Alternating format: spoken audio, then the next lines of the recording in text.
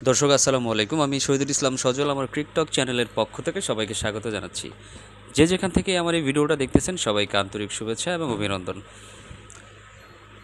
ভাইরে ভাই, কে একটা অসাধারণ ম্যাচ হইতেছে আপনার অস্ট্রেলিয়ার পার্থে।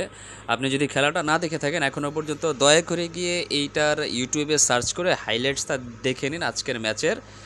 আপনার টোটাল টোটাল কি কি বলবো আসলে, একদিনে 17টা উইকেট গেছে। একদিনে 17টা উইকেট গেছে, সেটা হচ্ছে ইন্ডিয়া বনাম অস্ট্রেলিয়া, এরকম দুইটা টিমের মাঝখানে যখন খেলা হচ্ছে একদিনে 17টা উইকেট গেছে। টস জিতে যখন ভারত আপনার ব্যাটিংয়ের সিদ্ধান্ত নিয়েছিল, আই ওয়াজ থিঙ্কিং যে বেশ ভালো একটা ডিসিশন।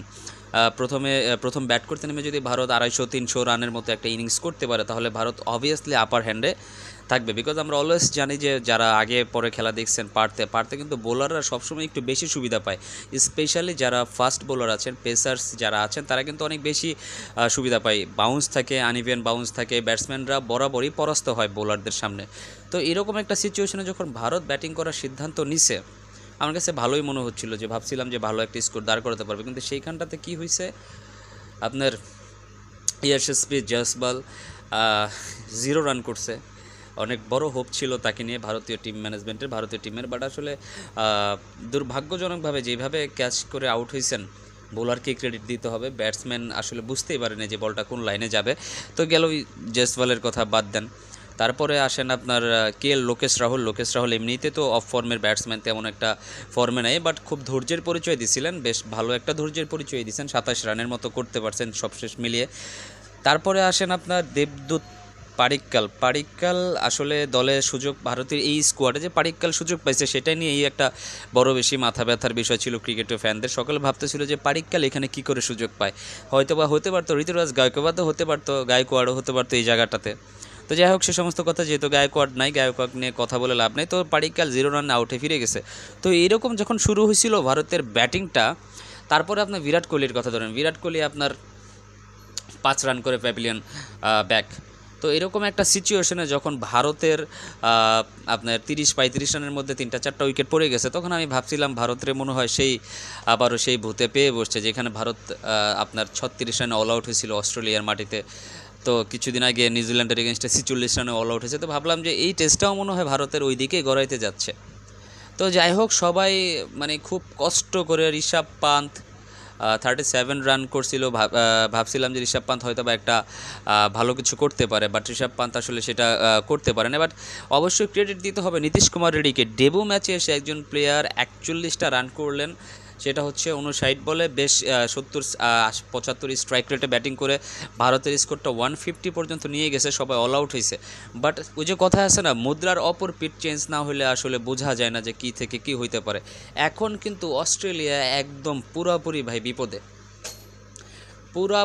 অস্ট্রেলিয়া বিপদে পড়ে বসে আছে। সেইখানটাতে ভারত এখনও পর্যন্ত আপনার 90 রানের মতো একটা ব্যবধানে এগিয়ে আছে। সেইখানটাতে কি হয়েছে, 67-7 ভাই। অস্ট্রেলিয়ার ঘরের মাঠে তো অস্ট্রেলিয়ার 67 রানের 7 উইকেট নাই।